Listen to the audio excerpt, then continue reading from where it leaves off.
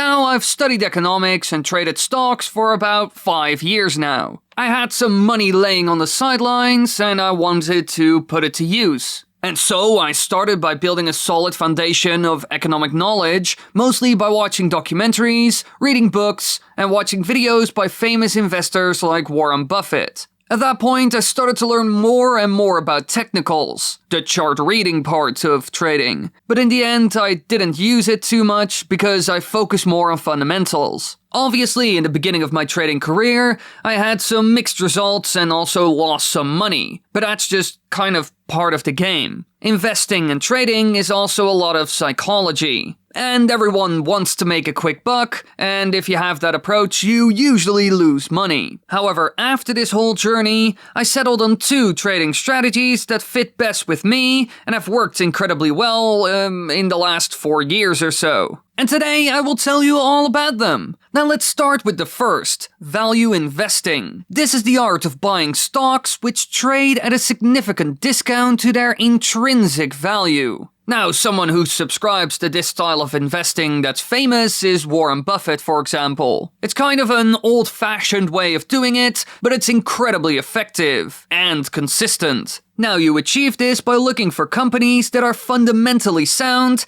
and then calculating their value to see if they are cheap. Now, there are a couple of things that you need to look at. Is the company profitable? Is it consistently growing? Does it have a lot of debt compared to cash holdings? Is the business idea at all decent? And a couple of other things. Now, sometimes I come across amazing companies, but they are quite expensive. Overall, this isn't a problem because I just add them to my watch list and keep an eye on them. Now, I'm quite picky when it comes to stocks. I usually have a couple of requirements before I would even consider buying a stock. They need to have an equal amount cash to debt or more cash, a good profit margin for the sector they are in, consistent yearly revenue growth, and either some form of network effect or an economic moat.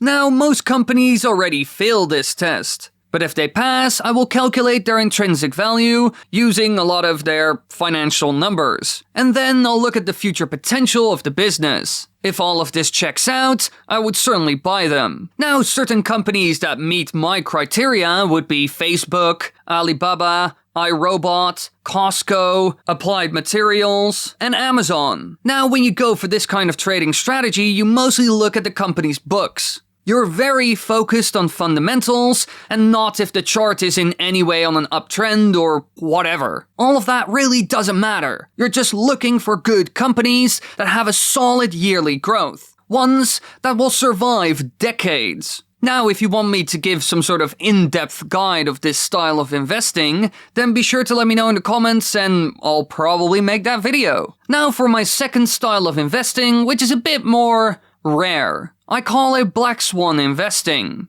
Now, as we all know, a swan is usually white, but once in a million years you will see a black swan. Now, this example describes the trading strategy incredibly well. Black swan investing focuses on quite rare events that have amazing upside potential if you can spot it in time. Good examples of this would be predicting market crashes, new sector booms, or the resurrection of certain companies or commodities. Good examples of this would be the crypto bull market of 2017, the marijuana stock explosion of 2018, the silver and gold boom of 2007, and the COVID crisis. During times like this, you could enter with a plan and risk very little while having amazing upside potential. Something like this is called an asymmetric bet. For example, if you lose all your money, but if you're right, you get 16 times the amount you put in. Personally, I've done this in 2018 during the crypto crash, and also when the market started to recover after the COVID crash. For example, currently on my eToro account, I also have an asymmetric bet going on. I bought the cryptocurrencies Ethereum, Chainlink, and Aave after BTC dropped by 50% to around 30k. At that point, the risk was a lot lower, and those assets are still incredibly strong from a fundamental perspective because they play a big role in decentralized finance. And so I decided to buy them. Now, personally, I like this type of investing the most. I enjoy macroeconomics a lot and analyzing sectors and fields. The only thing I don't do is bet against the market. And that's because the market can stay irrational longer than I can stay solvent. There is just too much risk, because if you bet against the market, you can lose a lot more than your input. For example, if you chose to use options, then you could either lose all your money very quickly, or even a bit more than that. And if you decided to short a stock, which means you buy a stock, sell it instantly, and you promise to buy it back later, you could also lose more than your input. Because if the stock is worth $100 and you would short it, and the stock would go to $800, you would all of a sudden have to buy back that stock for $800 apiece, while you sold it for only $100. This is why I don't really short or bet against the market in any way. Usually there are more costs attached to something like that because you're essentially borrowing money or stock,